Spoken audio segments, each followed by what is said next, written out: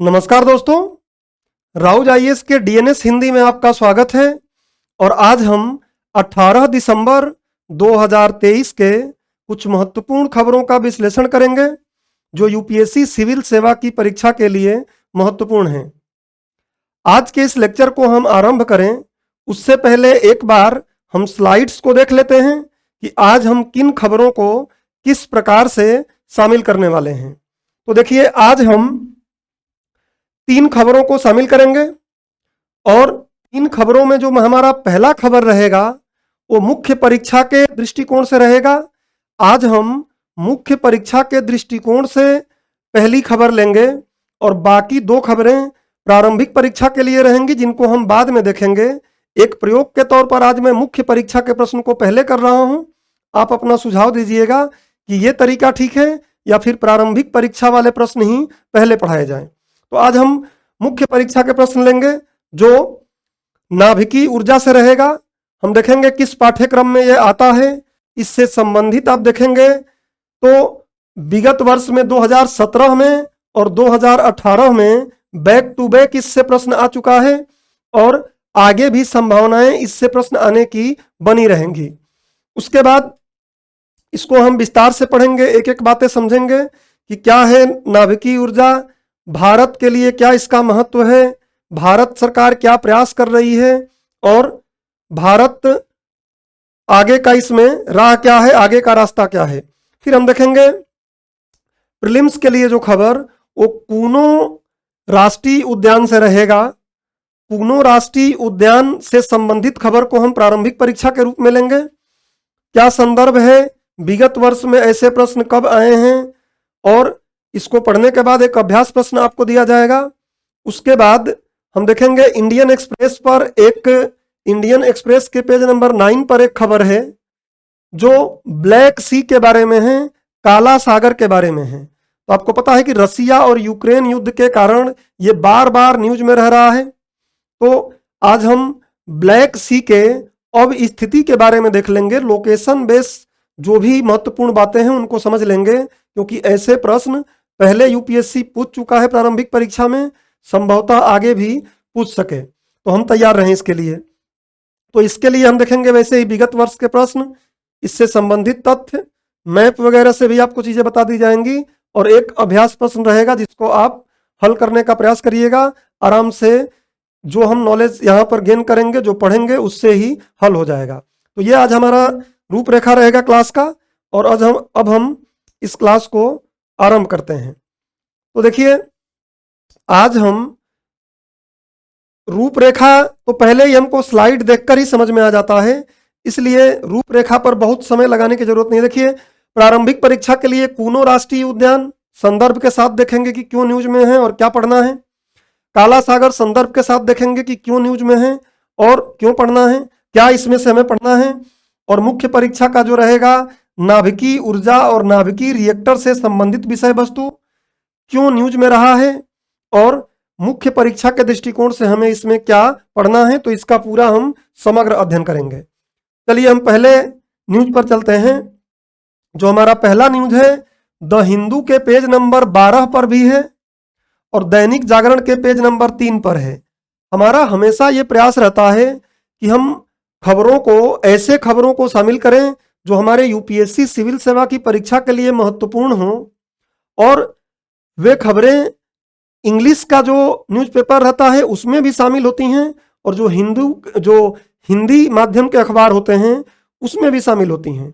और इसलिए आपको प्रूफ के तौर पर हम बार बार इस चीज को दिखाते हैं कि देखिए, ये द हिंदू के पेज नंबर 12 पर आया है और ये दैनिक जागरण के पेज नंबर 3 पर आया है। तो आप इसको भी पढ़ सकते हैं, इसको भी पढ़ सकते हैं और केवल इतना पढ़ने से हमारे यूपीएससी सिविल सेवा की परीक्षा के लिए कुछ नहीं होना है। हमें यहाँ से संदर्भ ही उठाना है। कुछ डेटा, कुछ महत्वपूर्ण बिंदु मिल गया तो ठीक है, अदरवाइज हमको अपने स्टैटिक और रिसर्च करने के बाद ही पूरा निकालना पड़ेगा कि यूपीएससी में किस तरीके से इससे प्रश्न बनेगा और क्या क्या हमें पढ़ना चाहिए। तो हम हिंदी के अखबार को भी शामिल करते हैं और अंग्रेजी के अखबारों को भी शामिल करते हैं जिससे कि आपका बैलेंस बना रहे। ऐसा ना लगे कि नहीं केवल हिंदी के हम न्यूज़पेपर पढ़ रहे हैं या केवल इंग्लिश के न्यूज़पेपर पढ़ रहे हैं, क्योंकि खबरें तो दोनों में ही आ रही हैं और उन खबरों को यूपीएससी के अनुसार ढालना हम जैसे अभ्यर्थियों का काम है। आप तैयारी कर रहे हैं, आपका काम है, हम पढ़ा रहे हैं, हमारा काम है। तो केवल ये पढ़ने से तो हमारा काम होना नहीं है ना, केवल ये हिंदी का भी न्यूज ये पढ़ लिए तो इससे तो केवल हमारा काम होगा नहीं। तो ये बात आप दिमाग में एकदम फिट कर लीजिएगा कि हम इसको यूपीएससी की परीक्षा के अनुरूप ढालने का प्रयास करते हैं।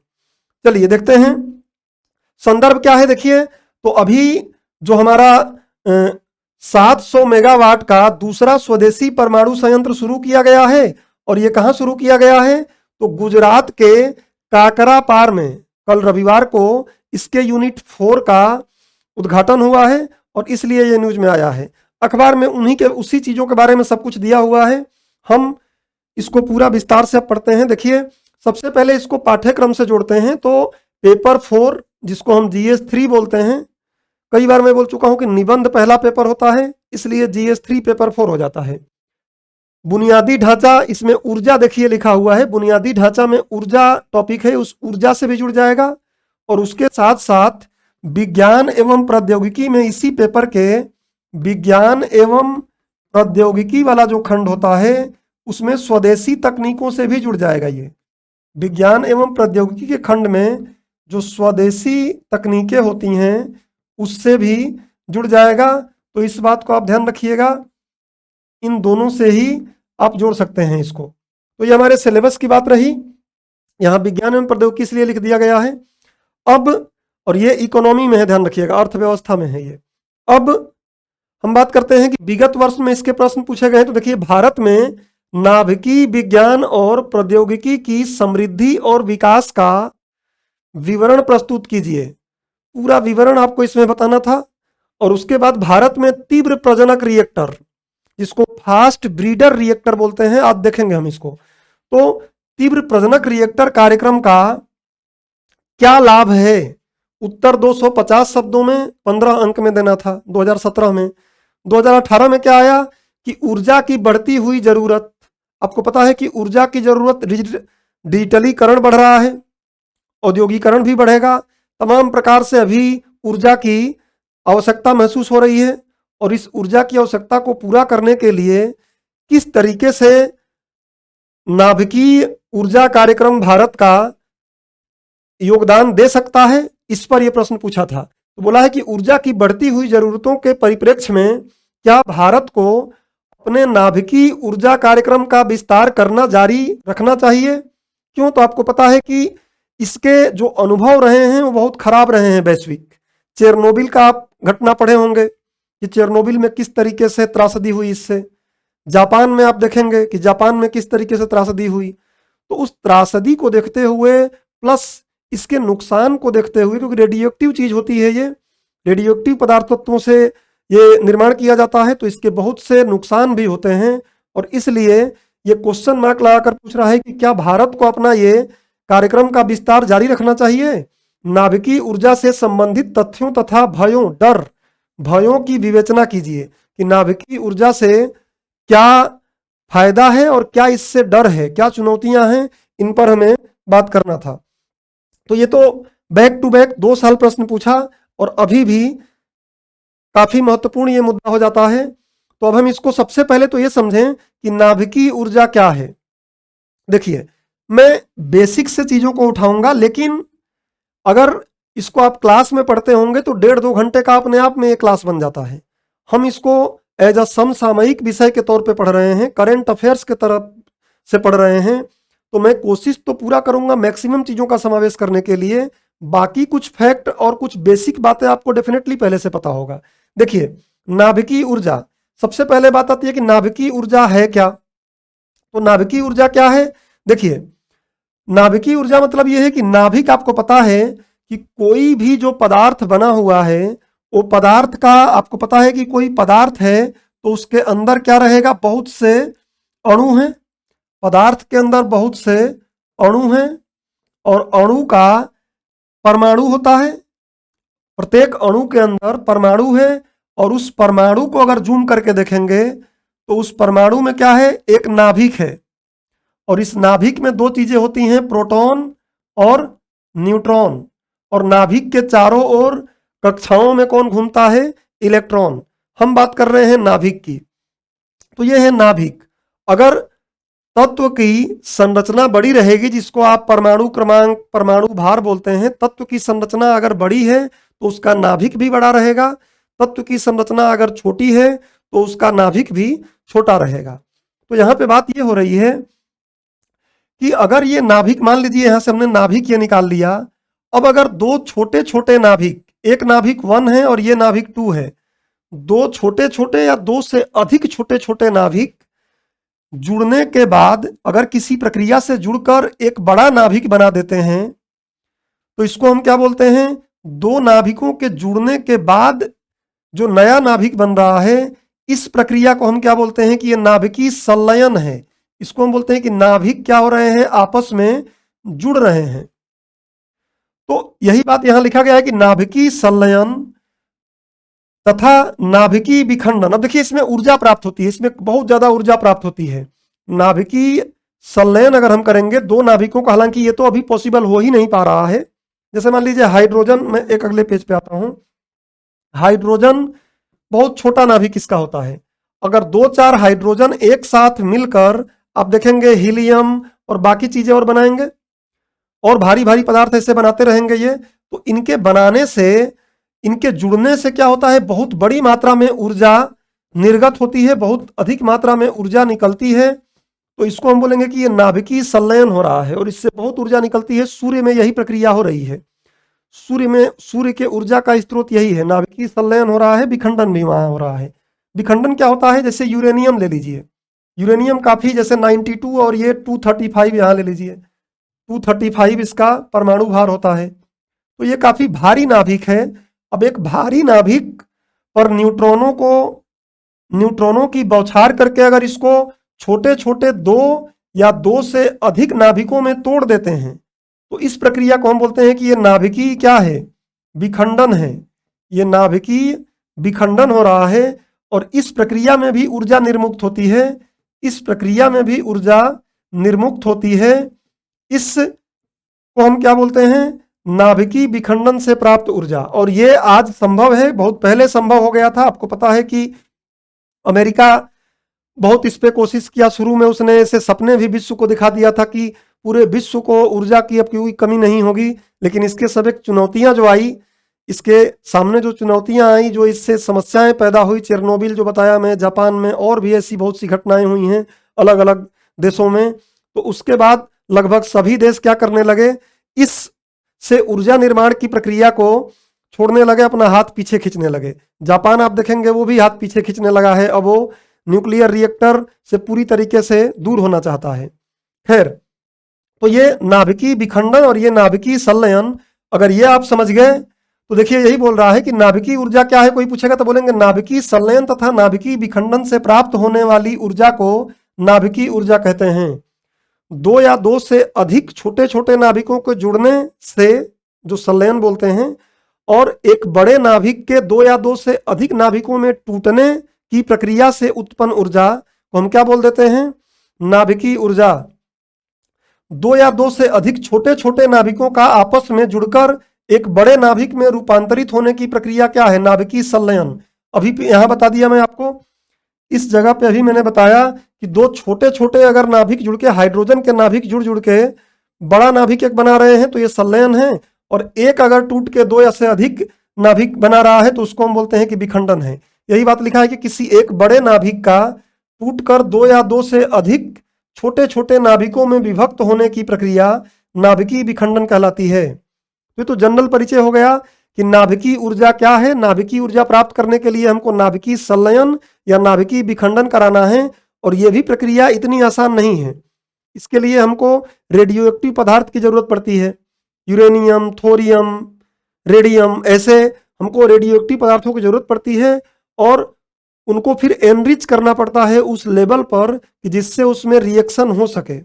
रिएक्शन भी आप देखेंगे नियंत्रित और अनियंत्रित रिएक्शन होगा। अब इन फैक्ट्स पर नहीं जाऊंगा मैं, थोड़ी बहुत जरूरत पड़ेगी जरूर समझाऊंगा। तो नियंत्रित और अनियंत्रित, अनियंत्रित हो गया तो वो विस्फोट हो जाएगा, और नियंत्रित रहेगा तो उसको हम नियंत्रित करके उससे एनर्जी बना सकते हैं, विद्युत बना सकते हैं। अब वो एक साइंस की अलग कहानी हो जाएगी, थोड़ी आगे हम उसको देखेंगे, पहले समझिए। अब बात आती है कि इसको इस ऊर्जा को प्राप्त करने के लिए कोई उपकरण भी तो चाहिए हमको। तो इस ऊर्जा को प्राप्त करने के लिए हमको उपकरण क्या चाहिए होता है? नाभिकीय रिएक्टर। यह एक उपकरण है जिसके माध्यम से नियंत्रित नाभिकीय विखंडन अभिक्रिया को, नियंत्रित मैं बोल रहा हूं तो इसका मतलब क्या समझ रहे हैं आप? देखिए, नियंत्रित का मतलब मैं ये बोल रहा हूं कि मान लीजिए कि यूरेनियम है, आगे मैं आपको ये देखिए, जैसे यूरेनियम है 235 परमाणु भार वाला, इस पर एक न्यूट्रॉन का बौछार कर दिया। एक न्यूट्रॉन जब इस पर हम मारेंगे तो इससे क्या होगा? दो छोटे छोटे नाभिकों में टूटेगा ये, बेरिलियम और क्रिप्टॉन में, और 3 न्यूट्रॉन इससे निकलेंगे। अगर मान लीजिए कि ये यूरेनियम पर एक न्यूट्रॉन हमने मारा और एक न्यूट्रॉन के मारने से इससे 3 न्यूट्रॉन और निकल रहे हैं। अगर इनके सामने यहां भी एक यूरेनियम मिल जाए, एक यूरेनियम यहां भी मिल जाए, एक यूरेनियम यहां भी मिल जाए, तो ये हिट करेगा तो 3 इससे फिर न्यूट्रॉन निकल जाएंगे, इससे 3 निकल जाएंगे, इससे 3 निकल जाएंगे, ऐसे ही 3 निकलेंगे। अब मान लीजिए इनके सामने एक और रहे तो और 3 निकलेगा, इसके सामने एक और रख दीजिए और 3 न्यूट्रॉन निकलेंगे। क्या निकलेगा? न्यूट्रॉन। और जब ये ऐसे न्यूट्रॉन निकलते रहेंगे, इनके सामने यूरेनियम मिलता रहेगा, तो बहुत तेजी से अभिक्रिया होगी और ये अनियंत्रित हो जाएगी। ये क्या हो जाएगी? अनियंत्रित हो जाएगी। और अनियंत्रित होकर क्या हो जाएगा? ब्लास्ट हो जाएगा, विस्फोट हो जाएगा। तो ये जब हमको युद्ध के लिए कोई सामग्री बनानी है, बम बनाना है, तब ये करना है, कम समय में ही सारी अभिक्रिया करा देना है, विस्फोट हो जाए। लेकिन ये काम से हमारा नाभिकीय रिएक्टर तो बनेगा नहीं। तो हम क्या करते हैं? कंट्रोल रखते हैं। कंट्रोल मतलब कंट्रोल के लिए हम या तो इन इलेक्ट्रॉनों की गति को कम कर देते हैं, एक तो इसकी गति को कम करने का प्रयास करते हैं, दूसरा इन सभी न्यूट्रॉनों के सामने हमको क्या करना है? यूरेनियम नहीं आने देना है। जैसे एक के सामने ही आया, बस एक के सामने आया तो यहां से बस 3 निकलेंगे, अब बाकी इन दोनों के सामने आए ही नहीं।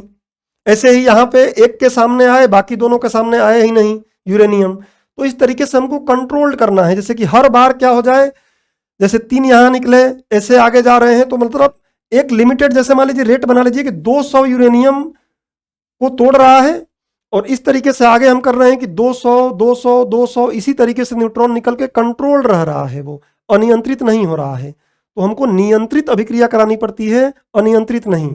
ये ध्यान रखिएगा। मैं साइड हो जा रहा हूं, चाहे तो आप इसका एक स्क्रीनशॉट ले लीजिए। अब आगे देखिए, यही बोल रहा है कि नियंत्रित अभिक्रिया संपन्न कराया जाता है तथा इससे प्राप्त ऊर्जा को विद्युत ऊर्जा में बदलकर विभिन्न क्षेत्रों में प्रयोग किया जाता है। कैसे? अभी समझाऊंगा मैं इस बात को। अब देखिए, अगला है, जैसे कोयले को गर्म करते हैं, उसकी उष्मा जो निकलती है, उससे पानी को गर्म करते हैं, भाप बनता है, उस भाप से टरबाइन चलेगा और टरबाइन से क्या हो जाता है? इलेक्ट्रिसिटी का उत्पादन होने लगता है। तो ये भी तो गर्म होगा ना, तो इससे जल को भी हम देखेंगे कि जल निकाल कर, जल को गर्म करके भाप बनेगा और भाप से टरबाइन घुमाकर हम विद्युत बना सकते हैं। वो अभी मैं आगे आपको समझाऊंगा। नाभिकीय रिएक्टर के प्रकार, तो नाभिकीय रिएक्टर के कई प्रकार होते हैं। एक तो दबाव युक्त जल रिएक्टर, अभी हम देखेंगे दबाव युक्त जल रिएक्टर क्या है। अभी ये वाली चीज जब पढ़ लेंगे तो ये आपको समझ में आएगा। इसमें क्या करते हैं? अधिक प्रेशर पर जल हम प्रयोग करते हैं, जिससे कि जब प्रेशर बढ़ाते हैं जल का तो उसका बॉइलिंग पॉइंट बढ़ जाता है। 100 पर जो जल बॉइल होता है ना, वो 100 पर नहीं बॉइल होगा, बल्कि 100 से और ऊपर जाके बॉइल होगा। 100 डिग्री सेंटीग्रेड ताप दे देंगे तब भी वो उबलेगा नहीं। तो इसलिए ये क्या है? दबाव युक्त जल रिएक्टर, उबलता पानी रिएक्टर, ठीक है, बॉइल्ड वाटर रिएक्टर। उसके बाद ब्रीडर रिएक्टर हम देखेंगे। ब्रीडर रिएक्टर क्या होता है और फास्ट ब्रीडर रिएक्टर क्या होता है। ब्रीडर रिएक्टर जो रहेगा वो यूरेनियम 235 को पर ही काम करेगा, लेकिन जो उच्च ब्रीडर रिएक्टर है, फास्ट ब्रीडर रिएक्टर है, ये यूरेनियम 238 को भी तोड़ लेगा। और भारत में यूरेनियम 238 मिलता भी है, लेकिन 235 नहीं मिलता है, काफ़ी एनरिच करने के बाद बनाना पड़ता है। तो ध्यान रखिए, हम अलग अलग देशों से, ऑस्ट्रेलिया से और भी कुछ मध्य एशिया के जो देश हैं, वहां से हमको यूरेनियम का आयात करना पड़ता है। तो ये रिएक्टर के प्रकार हैं, इनको एक बार जरूर आप पीटी के व्यू से और देख लीजिएगा। अब बात आता है कि नाभिकीय रिएक्टर की संरचना कैसी है। तो नाभिकीय रिएक्टर में अभी ये देख लीजिए, फिर मैं आपको पूरा संरचना समझा रहा हूँ। नाभिकीय ईंधन रहेगा, जो यूरेनियम रहेगा या थोरियम रहेगा या जो भी रेडियोक्टिव पदार्थ रहेंगे, रेडियम रहेगा, ऐसी चीजें रहेंगी। मंदक रहेगा जो क्या करेगा, इलेक्ट्रॉन जो हैं उनके स्पीड को क्या करेगा, कम करेगा। इलेक्ट्रॉनों की स्पीड बहुत ज्यादा रहेगी तो वो क्या करेंगे, जो यूरेनियम है उसको तोड़ नहीं पाएंगे और तोड़ने के लिए थोड़ा स्पीड उनका कम करना पड़ता है। नियंत्रक छड़े, तो हम एक नियंत्रक छड़े लगाते हैं, जो ये नाभिकीय ईंधन है इस ईंधन को के बीच में एक नियंत्रक छड़े लगाते हैं, और वो छड़े किसकी रहती है, या तो सीसा की रहेगी, लेड की रहेगी, या कैडमियम की रहेगी, क्योंकि ये न्यूट्रॉनों को क्या कर लेते हैं, सोख लेते हैं अपने अंदर। तो हमको कभी भी लगता है कि कुछ गड़बड़ होने वाला है तो हम उसको क्या कर सकते हैं, नियंत्रित कर सकते हैं। शीतलक हम देखेंगे, कूलेंट इसमें प्रयोग करेंगे, पानी का प्रयोग करते हैं, जैसे यहाँ पानी लिखा है वैसे ही इसमें भारी पानी का प्रयोग करेंगे जिसको D2O बोलते हैं। तो शीतलक और परिरक्षक मतलब उसको बचाने वाला, आप देखेंगे डोम वगैरह सीमेंट का खड़ा रहता है, वो परिरक्षक ही है कि उसका रेडिएशन बाहर ना आए। तो ये इसकी संरचना है, इसका आप स्क्रीनशॉट लीजिए, लेकिन इस बात को और अच्छे से आप समझेंगे आगे की स्लाइड में। देखिए मैंने इस चीज को लगा रखा है, ये हो गया फिजन और फ्यूजन। फिजन मतलब समझ गए हैं कि भारी, इसको हम बोलते हैं क्या, विखंडन। अभी मैंने आपको समझा दिया है विखंडन, और इसको हम बोलते हैं संलयन, इसको बोलते हैं संलयन। क्या हो रहा है, तो दो जुड़ रहे हैं छोटे छोटे और एक बना रहे हैं, और यहां पर क्या हो रहा है, एक भारी टूट रहा है और दो छोटे छोटे बना रहे हैं। ये आज संभव हो पा रही है, इस पर काफी प्रयोग चल रहा है, लेकिन अभी ये संभव नहीं, क्योंकि इसके लिए पहले बहुत ज्यादा ताप चाहिए होता है, और उतना ताप जनरली बनाना बहुत मुश्किल काम है सामान्य तौर पर। बाकी कहीं अगर लैब में बना भी लें तो कुछ उससे बात बनेगी नहीं, जब तक कि उसको हम साधारण जीवन में प्रयोग न करने लगे। अब देखिए ये है सारा कूलेंट, शीतलक, मैं बोला ना शीतलक, शीतलक किसका प्रयोग किया जा रहा है, पानी का। पूरा कंसेप्ट समझ लीजिए एक बार। ये क्या है, फ्यूल रॉड है, ये मान लीजिए यूरेनियम की रॉड है, यूरेनियम की रॉड लग गई। अब यूरेनियम की रॉड पर इलेक्ट्रॉन इससे अपने आप भी निकलेंगे, रेडियो एक्टिव है ना, तो अपने आप ही इससे इलेक्ट्रॉन, सॉरी अपने आप ही न्यूट्रॉन निकलेंगे। ये न्यूट्रॉन निकल के इसको हिट करेंगे, तो आपको पता है कि इससे अगर एक निकला तो ये जाके हिट करेगा, तो यहां से 3 निकलेंगे।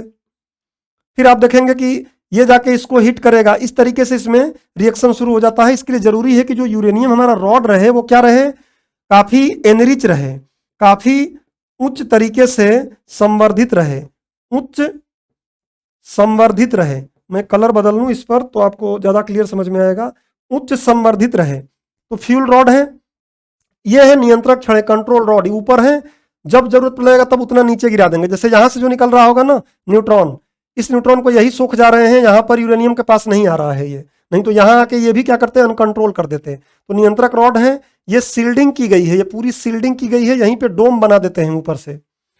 उसके बाद ये फिजन चेंबर है, इसी में होता है, ये जो चेंबर स्टील का बना रहेगा काफी, इसमें फिजन होगा, मतलब इसमें विखंडन की प्रक्रिया होगी। ये मॉडरेटर यहाँ पे है, मॉडरेटर क्या करता है, D2O मंदक, इसी को हम बोलते हैं D2O मंदक। और ये मंदक जब भारी पानी रहता है ये भी न्यूट्रॉनों की गति को कम करता है। ये देखिए यहाँ पे पानी है, ये पानी, और ये पानी यहाँ से जब जा रहा है तो ये बहुत गर्म होता है इस प्रक्रिया में। जब गर्म हो रहा है तो ये एनर्जी यहाँ से ट्रांसफर होकर इसमें आ जाती है, इसके ये बहुत ज्यादा गर्म हो जाता है। जब गर्म हो जाता है तो यहाँ पे जब ऐसे ये निकाला जाता है तो इन पानी को क्या कर देता है, गर्म कर देता है, भाप बना देता है, इतना गर्म कर देता है। और फिर ये भाप जब यहाँ से निकल के यहाँ जाता है तो टरबाइन को घुमाता है, टरबाइन घूमता है तो यहाँ से बिजली पैदा होती है, और यही प्रक्रिया फिर ये घूमकर यहाँ से पानी आया, फिर ठंडा हुआ, भाप बना गया, यहाँ ठंडा हुआ, फिर यहाँ से आएगा, भाप बनेगा, फिर जाएगा, और यही प्रक्रिया लगातार चलती रहेगी। इससे हमारा इलेक्ट्रिसिटी का जनरेशन होता रहेगा, विद्युत का निर्माण होता रहेगा। तो ये इसकी पूरी प्रक्रिया है जो मैंने आपको उधर समझाया। अब आगे हम बात करते हैं कि भारत में नाभिकीय ऊर्जा की वर्तमान स्थिति क्या है। उम्मीद करता हूं कि बेसिक आपने समझ लिया, और काफी समय भी मैंने इसमें लगाया कि आपको नाभिकीय रिएक्टर से जुड़ी समस्याएं, जो भी आपको बेसिक बातें हैं वो समझ में आ जाएं। और एक बात और यहाँ महत्वपूर्ण समझ लीजिए कि U-235 के लिए आसानी से हमारे पास रिएक्टर मिल जाते हैं, ब्रीडर रिएक्टर, लेकिन जो 238 है इसके लिए और भी ज्यादा उच्च टेक्नोलॉजी की जरूरत पड़ती है। तो इसको हम बोलते हैं क्या, फास्ट ब्रीडर रिएक्टर जो अब बनने लगे हैं। तो फास्ट ब्रीडर रिएक्टर से 238 होता है, और हमारे देश में थोरियम का बहुत भंडार है, लेकिन थोरियम से बनाए जाने वाले जो रिएक्टर है, एडवांस रिएक्टर जो हैं, वो हम बनाने के कगार पे हम बनाने का प्रयास कर रहे हैं। कई प्रयोग भी हो रहा है। अगर इसमें हम सफल हो जाएंगे तो यूरेनियम का हमको आयात नहीं करना पड़ेगा। तो इतनी बात अगर आपको समझ में आ गई तो अब हम आसानी से आगे की बात कर सकते हैं। अब देखिए कि भारत में नाभिकीय ऊर्जा की वर्तमान स्थिति क्या है। ये डेटा जो मैंने निकाला है, ध्यान रखिए कि ऑथेंटिक जो गवर्नमेंट का डेटा है वहां से लिया गया है। ये नवंबर, आपको भले नहीं दिखाई दे, कोई दिक्कत नहीं है, अगर आपको इसमें रफ भी दिखाई दे तो मैं सिर्फ आपको बता रहा हूं कि नवंबर 2023 के डेटा से ये चीजें निकाली गई हैं और यहां से ये डेटा लिया गया है, जो बहुत ही, आप चाहे तो जाकर देख सकते हैं, सेंट्रल इलेक्ट्रिसिटी अथॉरिटी के साइट पर ये है। Government of India ministry of power में सेंट्रल इलेक्ट्रिसिटी अथॉरिटी पर यह डेटा दिया हुआ है। इस डेटा का प्रयोग करके मैं आपको स्थिति के बारे में बता रहा हूं। तो देखिए आराम से, अब यह आपको स्क्रीनशॉट की जरूरत है ही नहीं। हाँ, भारत में नाभिकीय ऊर्जा की स्थिति, तो भारत में 4,26,131 मेगावाट की कुल स्थापित जो ऊर्जा क्षमता है उसमें परमाणु ऊर्जा का योगदान 3% है। नवंबर 2023 तक का ये डेटा है लेटेस्ट, तो ये ध्यान रखिएगा। 2030 तक 810 गीगावाट तक इसको पहुंचाने का अनुमान है, लक्ष्य रखा गया है भारत सरकार द्वारा। अगली बात क्या है कि वर्तमान में भारत के 8 परमाणु ऊर्जा संयंत्रों में 22 नाभिकीय ऊर्जा रिएक्टर परिचालन में हैं। अब आप बोलेंगे सर 8 में 22 कैसे हो सकता है? तो भाई यहाँ पे है क्या, समझिए आप थोड़ा सा कि है तो 8, इन 8 का यहाँ पे आपको देखेंगे मैप के थ्रू बताया गया है कि कहाँ कहाँ कौन से हैं। हम बात कर रहे हैं किसका, गुजरात वाले का, और गुजरात वाले को आप देखेंगे ये है काकरा पार, ये गुजरात वाला बताया है। तो आप देखेंगे कि क्या होता है इसमें कि एक ही में, जैसे आप तारापुर में देखेंगे ना, तो तारापुर में एक 1 यूनिट है इसका, दूसरा यूनिट है, फिर तीसरा यूनिट है, फिर चौथा यूनिट है, ऐसे इसके यूनिट हैं अलग अलग। राजस्थान का ये है, तो राजस्थान का 1-2 यूनिट है, तारापुर में 1-2 यूनिट है, तीसरा और चौथा भी हो गया है शुरू। तो ये एक ही में कई यूनिट होते हैं, इसलिए 22 हैं। ध्यान रखिएगा कि 8 परमाणु संयंत्र लगे हैं, जिसमें से 22 नाभिकीय रिएक्टर जो वहां पे क्या हैं, परिचालन की अवस्था में हैं, और जिनसे कुल 6,780 मेगावाट नाभिकीय ऊर्जा का उत्पादन हो रहा है। हालांकि इन रिएक्टरों की कुल स्थापित क्षमता कितनी है, 7,480 मेगावाट। तो ये फैक्ट हैं, ये आपको थोड़े याद रखेंगे तो मेंस में लिखेंगे तो आपका आंसर और एनरिच हो जाएगा। वर्तमान में भारत होमी जहांगीर भाभा द्वारा परिकल्पित 3 चरणीय परमाणु ऊर्जा कार्यक्रम के दूसरे चरण में है। अब दूसरे चरण का मतलब क्या है, तो पहले हम क्या कर रहे थे, यूरेनियम का जो सामान्य है 235 से कर रहे थे, फिर हम यूरेनियम के 238 से करना शुरू किए, जिसको फास्ट ब्रीडर रिएक्टर। और अब जो मैं आपको बताया कि हमारे पास क्या है, थोरियम का भंडार है, तो थोरियम वाले से जब हम करेंगे तो तीसरा चरण होगा। तो इसलिए जो हमारे होमी जहांगीर भाभा हैं, जिन्होंने ये लक्ष्य, जिन्होंने इस विजन को अपनाया था देश के लिए, उनके 3 चरणीय परमाणुविक ऊर्जा कार्यक्रम के दूसरे चरण पे हैं हम। जब थोरियम से भी करना एकदम प्रॉपर रूप से शुरू कर लेंगे तो तीसरे चरण पे आ जाएंगे। ध्यान रखिएगा अभी दूसरा चरण चल रहा है, मतलब फास्ट ब्रीडर तक हम पहुंच गए हैं, लेकिन अभी भी ज्यादा हम 235 का ही प्रयोग कर रहे हैं। अगली बात है कि भारत 8700 मेगावाट की संचयी क्षमता वाले 11 अन्य परमाणु संयंत्रों का निर्माण कर रहा है, जिसमें एक prototype 500 megawatt fast breeder reactor है और रूसी तकनीक पर आधारित 1000 मेगावाट के 4 दबाव युक्त जल रिएक्टर शामिल हैं, जिसमें क्या रहेगा, प्रेशराइज्ड वाटर का प्रयोग किया जाएगा कूलेंट के लिए। तो ये ध्यान रखिएगा। सरकार ने 700 मेगावाट क्षमता के 10 अन्य स्वदेशी दबाव युक्त भारी जल रिएक्टरों को मंजूरी दे दी है। तो ये भारत अभी कर रहा है। भारत की प्रतिबद्धताएं क्या हैं, यही जरूरी है। आप देखेंगे कोप 26 में भारत के प्रधानमंत्री जो थे, पंचामृत के नाम से 5 लक्ष्य रखे थे। 5 लक्ष्य रखे थे जलवायु परिवर्तन को कर्व करने के लिए भी, और वो ऊर्जा के लिए भी महत्वपूर्ण है, जिसमें से 3 मैंने यहां पे रखा है क्या, कि 2030 तक 500 गीगावाट गैर जीवाश्म ऊर्जा क्षमता स्थापित करना। 2030 तक हम 500 गीगावाट गैर जीवाश्म ऊर्जा क्षमता को स्थापित करेंगे। फिर 2030 तक कार्बन उत्सर्जन की मात्रा को 1 अरब टन तक हमें कम करना है। और ध्यान रखिए इन सबों को अगर प्राप्त करना है तो हमको न्यूक्लियर रिएक्टर की तरफ जाना ही पड़ेगा, नाभिकीय ऊर्जा की तरफ जाना पड़ेगा। और इसलिए इस पे प्रश्न भी पूछा गया है 2 बार और आगे भी संभावना रहेगी। 2070 तक नेट जीरो लक्ष्य को प्राप्त करना है हमें, तो 2070 तक हमें नेट जीरो एमिशन करना है। तो ये सब लक्ष्य रखे गए हैं, इन प्रतिबद्धताओं को आपको दिमाग में भी रखना है। आगे जब हम पढ़ेंगे कि भारत के प्रयास, तो आपको ध्यान देना पड़ेगा कि अगर या भारत के लिए क्यों ये उपयोगी है, तो हम देखेंगे इन प्रतिबद्धताओं को पूरा करने के लिए ये महत्वपूर्ण है। तो ये हो गया कि भारत में नाभिकीय ऊर्जा की वर्तमान स्थिति क्या है।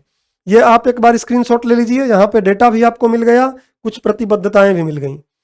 ये मैंने आपको दिखा दिया कि 8 हैं और 8 कहाँ कहाँ हैं, इसका भी स्क्रीनशॉट ले लीजिए, एक बार नजर मारते रहिएगा, तो इससे आपको ये रिवाइज रहेगा। पीटी में पूछ सकता है। ये मैंने आपको सिर्फ इसलिए लगाया था कि 1 2 3 ऐसे करके हैं और इसलिए 22 परिचालन में हैं अभी और 8 संयंत्र ही स्थापित हैं, ध्यान रखना है। उसके बाद ये मैंने आपको डेटा सिर्फ बताने के लिए रखा था कि मैं सेंट्रल इलेक्ट्रिसिटी जो अथॉरिटी है इससे डेटा उठाया हूं। अब हम बात करते हैं कि भारत के लिए परमाणु ऊर्जा का महत्व। सबसे पहले महत्व तो आप यही समझ लीजिए कि प्रतिबद्धताएं जो भारत की हैं, पंचामृत वाली प्रतिबद्धताएं हैं कि हमें 30 तक 500 गीगावाट क्या करना है, गैर जीवाश्म ऊर्जा उत्पादित करनी है। उसके बाद 2070 तक नेट जीरो एमिशन पर पहुंचना है। तो जो 5 प्रतिबद्धताएं हैं उनको प्राप्त करने के लिए सबसे पहले महत्वपूर्ण है। उसके अलावा क्या महत्वपूर्ण है, तो यह नेट जीरो अर्थव्यवस्था को पूरा करने हेतु भारत के ऊर्जा प्रतिस्थापन में सहायक है। आपको पता है कि आज के समय में ऊर्जा की बहुत ज्यादा मांग है और ऊर्जा अगर हम फॉसिल फ्यूल से लेंगे, जीवाश्म ईंधनों से लेते रहें, तो वो एक तो खत्म हो जाएंगे और दूसरा पृथ्वी को बचाना भी है हमें जलवायु परिवर्तन से, तो उसको भी रोकना है। इसलिए हर देश चाहता है कि हम नेट जीरो की तरफ बढ़ें और भारत भी नेट जीरो की तरफ बढ़ना चाहता है, तो उसमें ये काफी ऊर्जा प्रतिस्थापन में महत्वपूर्ण भूमिका निभाएगा। नाभिकीय ऊर्जा ग्रिड भारत को कम लागत वाली विद्युत प्रदान करने तथा ऊर्जा ग्रिड को संतुलित करने में सहायक है। ये क्या महत्वपूर्ण बात है समझिए। तो इससे क्या रहेगा कि सस्ती विद्युत का उत्पादन हो सकेगा और जो हमारी ग्रिड प्रणाली है उस ग्रिड प्रणाली में हम और अन्य जैसे पवन ऊर्जा से बना रहे हैं, सोलर ऊर्जा से बना रहे हैं, कोयले से भी बना रहे हैं, तो उस ग्रिड के संतुलन में काम आएगा, उसको बैलेंस करेगा और ऊर्जा की जो हमारी खपत है उसको पूरा करने में सहायक होगा। आगे है ऑपरेशनल अपग्रेडेशन के साथ, अगर मान लीजिए हम इसके जो बनाने की तकनीक है उसको अपग्रेड करते रहें, नई तकनीकें लाएं, तो इससे हम परमाणु संयंत्र से क्या करेंगे, हाइड्रोजन का उत्पादन कर सकेंगे। कुछ समय पहले मैंने आपको हरित हाइड्रोजन के बारे में बताया गया था आपको। तो हरित हाइड्रोजन आज के समय की मांग है और हरित हाइड्रोजन के लिए आपको पता है कि इलेक्ट्रोलाइसिस कराना पड़ता है, तो इलेक्ट्रोलाइसिस करने के लिए विद्युत चाहिए। तो उस इलेक्ट्रोलाइसिस की प्रक्रिया के लिए विद्युत अगर हम इसी से लेकर जाएं, मतलब परमाणु ऊर्जा का प्रयोग करें या नाभिकीय ऊर्जा का प्रयोग करें, दोनों में से कुछ भी बोल सकते हैं आप, नाभिकीय ऊर्जा का प्रयोग करें, तो क्या हो जाएगा, हमारे लिए काफी आसान हो जाएगा, क्योंकि ये स्वच्छ ऊर्जा है। जो कोयला और पेट्रोल वाली ऊर्जाएं हैं उनकी तुलना में ये स्वच्छ ऊर्जा है, बस इसमें थोड़ी चुनौतियां बहुत ज्यादा हैं, अदरवाइज ये स्वच्छ ऊर्जा है। तो ध्यान रखिए कि ऑपरेशनल अपग्रेडेशन के साथ हम हाइड्रोजन का उत्पादन कर सकते हैं इसके माध्यम से, और अर्थव्यवस्था के अन्य क्षेत्रकों को भी विकार्बनीकरण के लिए ये मदद कर देगा। मतलब कार्बन कट करने का जो हम प्रयास कर रहे हैं, क्योंकि इससे कार्बन एमिशन की समस्या नहीं है, इसकी समस्या कुछ अलग है, रेडिएशन की समस्या है, विस्फोट की समस्या है। तो उसको अगर हम खत्म करके इसको ठीक तरीके से स्थापित कर लें तो हाइड्रोजन एक स्वच्छ, अति स्वच्छ ऊर्जा और रिन्यूएबल एनर्जी भी हाइड्रोजन एनर्जी है, उसको हम प्राप्त कर सकते हैं इसके माध्यम से। और क्या फायदा है, तो यह विद्युत उत्पादन का एक स्वच्छ और पर्यावरण अनुकूल स्रोत है जो 24/7 उपलब्ध है। सौर ऊर्जा के लिए सूर्य का होना जरूरी है, पवन ऊर्जा के लिए हवा का होना जरूरी है, लेकिन इसके लिए ऐसा कुछ नहीं है, तो ये 24/7 उपलब्ध रहेगा। कच्चे तेल के आयात को कमी करने में सहायक है। आपको पता है कि हम अपने क्रूड ऑयल का लगभग 80% जो खपत होता है उसका आयात करते हैं, उसको कम कर देगा, तो हमारी निर्भरता आयात पर कम होगी। वर्तमान में हो रहे तीव्र डिजिटलीकरण हेतु ऊर्जा आवश्यकताओं की पूर्ति में सहायक है। डिजिटलीकरण कृषि के क्षेत्र में भी आने वाले समय में देखिएगा, अभी मैं पीछे पढ़ाया था आपको कृषि यंत्रीकरण, वहां भी विद्युत की जरूरत पड़ेगी। तो इतना ज़्यादा आज ऊर्जा की ज़रूरत है और आने वाले समय में और बढ़ेगी कि हम उसको प्राप्त करने के लिए क्या कर सकते हैं, अगर हम परमाणु ऊर्जा या नाभिकीय ऊर्जा का प्रयोग करें तो हमारे उन आवश्यकताओं की ये पूर्ति कर सकती है। ध्यान रखिएगा कि भारत सरकार ने यह भी बोला है कि 2047 तक हम क्या करेंगे, जो टोटल हमारी ऊर्जा का उत्पादन है उस ऊर्जा के उत्पादन का 9% हम उत्पादित किससे करेंगे, तो परमाणु ऊर्जा से करेंगे या फिर न्यूक्लियर नाभिकीय ऊर्जा से करेंगे। तो ये काफ़ी महत्वपूर्ण हो जाता है। कई तरीके से हर क्षेत्र में, कृषि से लेकर परिवहन से लेकर जिन क्षेत्रों में इलेक्ट्रिसिटी की ज़रूरत है, हर क्षेत्रों में इससे उत्पन्न विद्युत का उपयोग होगा और ये स्वच्छ ऊर्जा है इसलिए और महत्वपूर्ण हो जाता है। तो इसका एक आप स्क्रीनशॉट ले लीजिए। बहुत कुछ बातें हैं, हमने कुछ महत्वपूर्ण बातों को यहाँ लिया जिससे आपको क्लियर हो जाए बात। अब आते हैं कि भारत के परमाणु ऊर्जा कार्यक्रम के समक्ष क्या चुनौतियां हैं। सबसे पहले सुरक्षा संबंधी चुनौतियां। आपको पता है कि ये रेडियो एक्टिव पदार्थ है, यूरेनियम थोरियम जो भी लेंगे, और रेडिएशन से पर्यावरण को, मनुष्य को, जैव विविधता सबको नुकसान होना है। इवन इससे जो पानी निकलता है वो भी काफ़ी कंटामिनेटेड रहता है, प्रदूषित रहता है। अभी जापान में आप देखे होंगे कि पानी छोड़ने के लिए बोला था तो वहाँ पे काफ़ी बातें हो रही थी और आखिर में कुछ व्हेल और मछलियाँ मरी थी। ऐसा कहा जा रहा था कि उसने कंटामिनेटेड पानी छोड़ा है सागर में। तो बहुत ये रेडिएशन की चुनौती इसमें ज़्यादा है। तो पहला बात क्या है कि पर्याप्त सुरक्षा संबंधी उपायों के अभाव में परमाणु ऊर्जा संयंत्रों में दुर्घटनाओं से निकलने वाले विकिरणों से क्षति हो सकती है। जो भी उससे रेडिएशन होगा उससे क्षति होगी, एक तो ये समस्या है। विनिर्माण और श्रम शक्ति संबंधी आवश्यकताएं। देखिए भारत में क्या है, विनिर्माण के लिए बहुत अच्छे हमारे लिए श्रम बल भी नहीं है और न ही उतना बढ़िया इंफ्रा है इसके विनिर्माण के लिए। तो बोला कि भारत की वर्तमान विनिर्माण क्षमता में भारी इंजीनियरिंग घटकों और परमाणु ऊर्जा संयंत्रों के लिए आवश्यक संवेदनशील तथा सटीक इंजीनियरिंग युक्त उपकरणों का अभाव है। यह हम विदेशों से आयात ही करते हैं, भारत में बन नहीं पाता है। तो ये एक चुनौती है, कैसे हम करेंगे। भूमि आवश्यकताएं, इसको स्थापित करना है तो भूमि चाहिए होगा, और भूमि चाहिए होगा तो लोग अब थोड़ा संवेदनशील हो गए हैं, डर गए हैं कि इससे नुकसान होता है, जीवन को काफ़ी हानि हो सकती है। तो लोग क्या करते हैं, अनशन करने लगते हैं, काफ़ी विरोध करने लगते हैं। तो ये भी एक समस्या है कि परमाणु ऊर्जा संयंत्रों को विकसित करने के लिए जरूरी भूमि का अधिग्रहण करने की सरकारी योजनाओं का विरोध और स्थानीय स्तर पर धरना प्रदर्शन करने लगते हैं लोग और काफ़ी विरोध करते हैं। तो ये एक चुनौती है, कैसे लोगों को समझाया जाए। डेफिनेटली जो सुरक्षा के मानक है उनको बेहतर करके ही ठीक किया जा सकता है इसको। ईंधन के लिए आयात पर अधिक निर्भरता, ये भी चुनौती है हमारे लिए कि ईंधन किसका, क्रूड ऑयल की बात नहीं है यहाँ पे।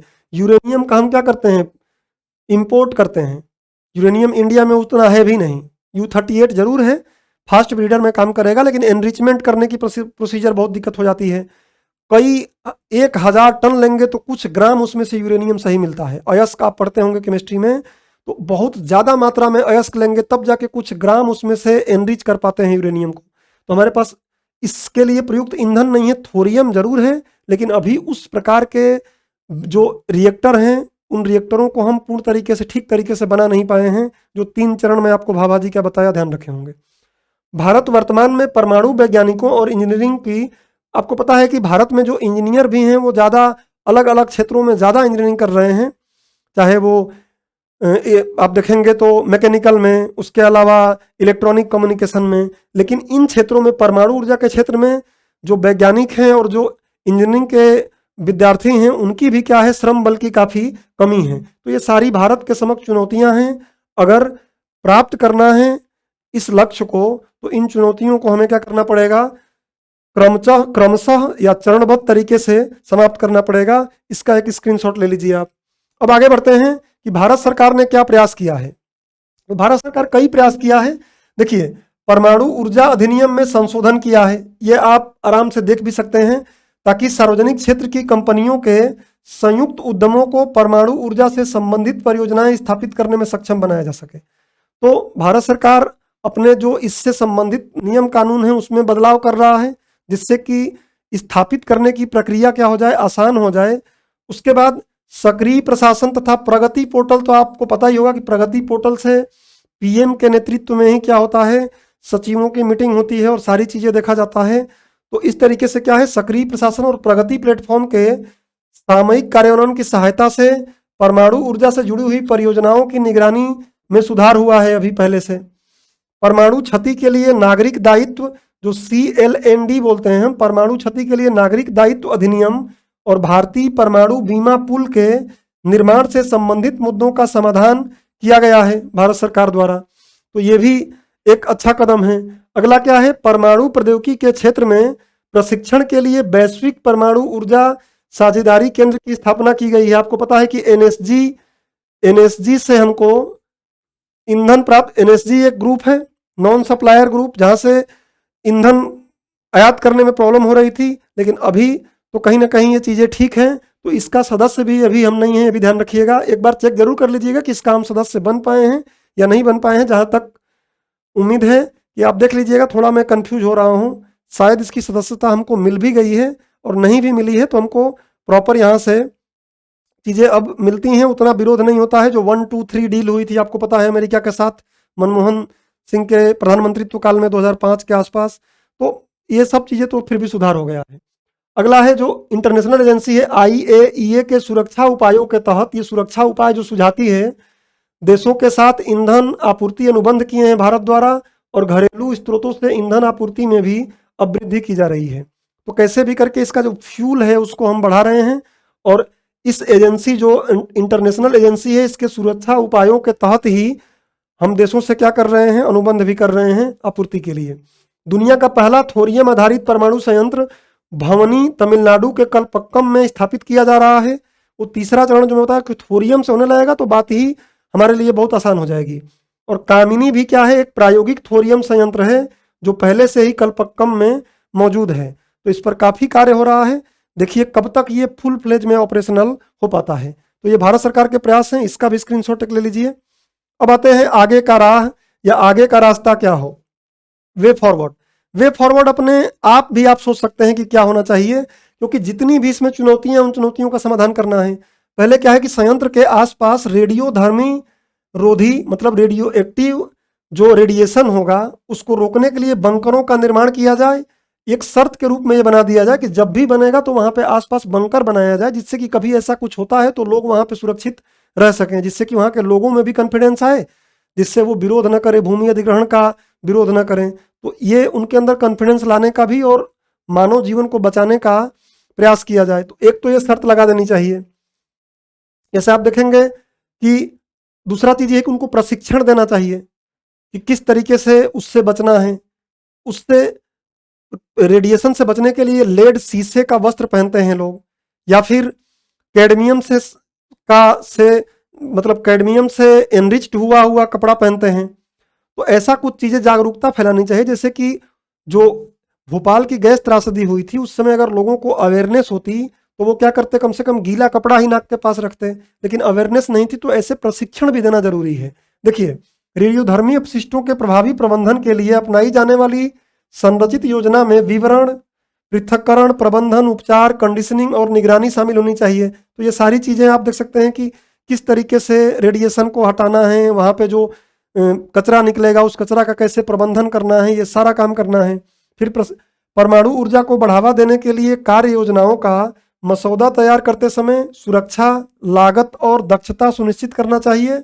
साथ ही इस प्रक्रिया में स्थानीय समुदाय एवं पर्यावरण को केंद्र में रखा जाना चाहिए, क्योंकि वहां के लोगों को विशेषकर ये ध्यान देना है कि उनको नुकसान न हो। सामाजिक जागरूकता का प्रसार करना चाहिए तथा वैज्ञानिक तथ्यों के साथ परमाणु ऊर्जा उत्पादन से जुड़ी हुई भ्रांतियों को दूर करना चाहिए। लोगों को प्रशिक्षित करना चाहिए, बताना चाहिए कि किस तरीके से उत्पादित होता है, क्या जोखिम है, उन जोखिम को किस तरीके से हम कम कर सकते हैं। जहां तक संभव हो इस संयंत्रों की स्थापना आबादी वाले स्थानों पर नहीं करना चाहिए, मतलब गैर आबादी वाले स्थान पर करना चाहिए इसको जितना ज्यादा पॉसिबल हो। आर्टिफिशियल इंटेलिजेंस आजकल खूब चल रहा है, तो AI का प्रयोग करना चाहिए। मशीन लर्निंग का उपयोग करके रिएक्टर सिस्टम की लगातार निगरानी करनी चाहिए। संभावित समस्याओं की भविष्यवाणी के लिए और स्वचालित सुरक्षा उपायों की शुरुआत के लिए AI का प्रयोग हमें करना है। तो कुल मिला के AI का प्रयोग करके सुरक्षा मानकों पर हम अच्छे से ध्यान दे सकते हैं। AI का लेक्चर मैं पहले ले चुका हूं मेंस के लिए, आप चाहें तो वो देख सकते हैं। सुरक्षा आवश्यकताओं और अनुपालन का आकलन करने के लिए सर्वोत्तम विनियामकी व्यवस्था का निर्माण किया जाना चाहिए कि इसका रेगुलेशन बहुत अच्छे से हो, जिससे कि नुकसान लोगों को ना हो। अगला, परमाणु संयंत्रों के आसपास रहने वाले लोगों को सुरक्षा उपायों के प्रति प्रशिक्षित किया जाना चाहिए, जो बहुत पहले मैं आपको अभी समझा दिया। तो ये आगे का रास्ता है। इन चीज़ों पे काम करके अगर हम आगे बढ़ेंगे तो अपने ऊर्जा की ज़रूरतों को भी पूरा कर लेंगे और पर्यावरण को भी बचा सकते हैं, और उसके साथ साथ लोगों के जान माल की क्षति को भी बचा सकते हैं। इसके माध्यम से रेडिएशन से बचा सकते हैं। तो इसका भी स्क्रीनशॉट ले लीजिए आप एक बार। अब आ जाते हैं हम लोग प्रीलिम्स से संबंधित जो खबर हैं उन पर, और ये छोटे छोटे खबर हैं, क्या पढ़ना है समझ लीजिए।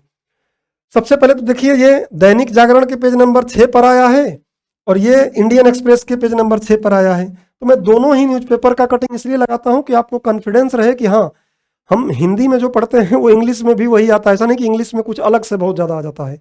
संपादकीय थोड़ी अच्छी होती हैं, अदरवाइज हिंदी में भी सारी खबरें आती हैं।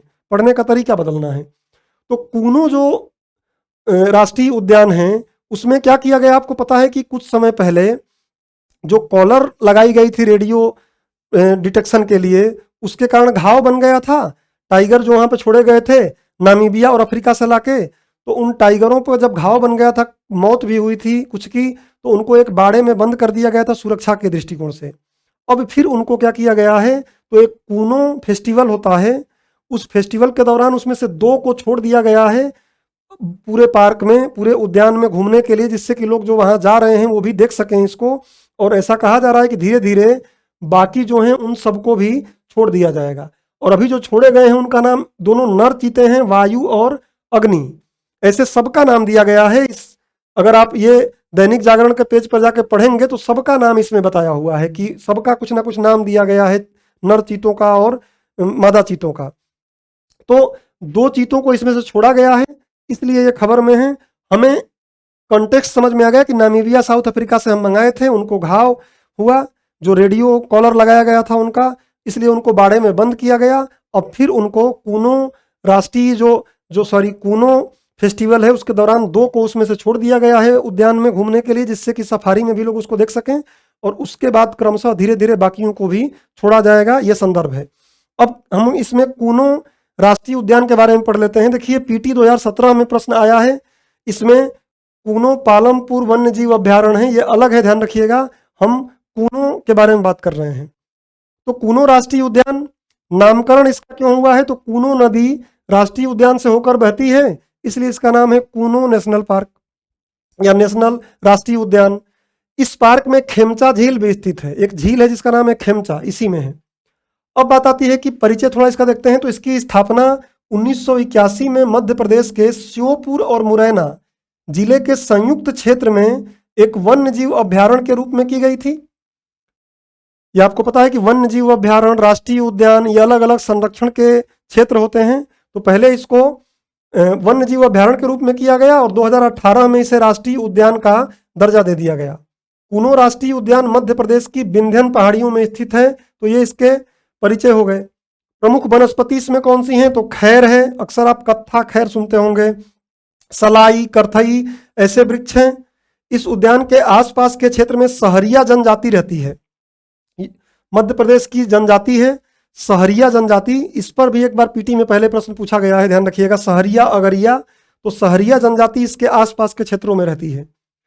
इस पार्क में पाए जाने वाले कुछ प्रमुख स्तनधारी कौन से हैं, तो भारतीय तेंदुआ है, अफ्रीकी चीता है, वो तो आपको पता है कि लाए ही हैं हम, स्लाथ भालू है, भारतीय भेड़िया है, भारतीय सियार है, धारीदार लकड़बग्घा है, लोमड़ी, चीतल, सांभर, नीलगाय, चौसिंघा, चिंकारा, काला हिरण इत्यादि।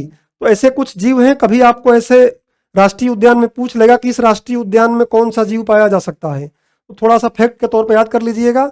इसका आप स्क्रीनशॉट ले लीजिए और इससे संबंधित एक अभ्यास प्रश्न, ये तो मैप में है कि कहाँ है। देखिए, मध्य प्रदेश का जो ये उत्तरी वाला इलाका है, इधर यूपी लग जाएगा, तो इस इलाके में यहाँ पे, इधर राजस्थान, ये यूपी, तो इस इलाके में यहाँ पे है ये। अब इससे संबंधित एक अभ्यास प्रश्न है, ये है अभ्यास प्रश्न जो कूनो नेशनल पार्क पर हमने बनाया था। तो इस प्रश्न को करने का प्रयास करिएगा आप। अब आगे हम बढ़ते हैं। अगला जो हमारा न्यूज है इंडियन एक्सप्रेस के पेज नंबर 9 पर है और ये लुकिंग टू द ब्लैक सी लिखा है, इसका कंटेक्स्ट क्या है कि बार बार आप देखते हैं कि भारत को ऐसा कहा जाता है कि भारत क्या करेगा, तो जो हमारा जल डमरू मध्य है, जल डमरू मध्य जो हमारा है उसको क्या कर देगा, बंद कर देगा। तो जल डमरू मध्य बंद करने से क्या कुछ फायदा हो सकता है, इस पर यह बात की है कि रूस ने यह अवरोध नीति लगाया था कहाँ, काला सागर में। आपको पता होगा क्या प्रभाव पड़ा, रूस और कमजोर हुआ है क्योंकि आयात निर्यात दोनों पर काफी प्रभाव पड़ा है उसके। तो भारत को सीख दी जा रही है कि भारत जो अगर जल डमरू मध्य को बंद भी कर देता है, जो हमारे अंडमान निकोबार के आसपास के जो भी हैं, तो अगर उनको बंद भी कर देता है तो इससे कुछ फायदा होने वाला नहीं है, क्योंकि आजकल ड्रोन का समय हो गया है और ड्रोन से क्या होगा, ये चीजें की जा सकती हैं। ड्रोन के इसके उपयोग के बारे में बताए हैं। तो कुल मिलाकर बोल रहे हैं कि भारत जो ये बोल रहा है कि हम अपने अंडमान निकोबार के आसपास जल डमरू मध्य को बंद कर देंगे और उसको बंद करने से रूस पर प्रभाव पड़ेगा, शायद इससे रूस को बहुत प्रभाव नहीं पड़ेगा। यही सब बातें इसमें की गई हैं। तो अब आगे हम पढ़ते हैं कि देखिए इस पर प्रश्न पूछा गया है 2019 में कि एड्रियाटिक सागर इससे जुड़ा हुआ देश पूछा है कि कौन कौन से देश इससे लगे हुए हैं, मैच दी कॉलम कराया था। तो काला सागर के बारे में थोड़ा सा हम पढ़ लेते हैं। देखिए काला सागर में क्या है, सीमा साझा करने वाले देश कौन कौन से हैं, तुर्की, जॉर्जिया, रूस, यूक्रेन, रोमानिया, बुल्गारिया। काला सागर के प्रमुख जल डमरू मध्य कौन से हैं, तो केर्च जल डमरू मध्य है और ये क्या करता है, अजोव सागर जो है उसको पूर्वी यूरोप में एक अंतर्देशीय शेल्फ समुद्र जो है ये अजोव सागर, ये केर्च जल डमरू मध्य द्वारा काला सागर से जुड़ा हुआ है। कैसे, तो आप यहां से समझ सकते हैं। ये देखिए सी ऑफ अजोव और ये ब्लैक सी, ये दोनों जुड़े हुए हैं किससे, तो केर्च जल डमरू मध्य से। ये कौन कौन से देश लगते हैं आप यहां से देख सकते हैं। उसके बाद कौन कौन सी नदियां इसमें गिरती हैं वो यहां से देख सकते हैं। यही बातें की गई हैं कि केर्च जल डमरू मध्य क्या करता है, अजोव सागर और काला सागर को अलग करता है, या दोनों एक दूसरे से जुड़े हुए हैं इसके माध्यम से। काला सागर में गिरने वाली प्रमुख नदियां कुबान है, डॉन है, डेन्यूब है, नीपर है, निस्तर है। तो ये नदियां हैं और ये आप यहाँ पर बहुत अच्छे से देख सकते हैं।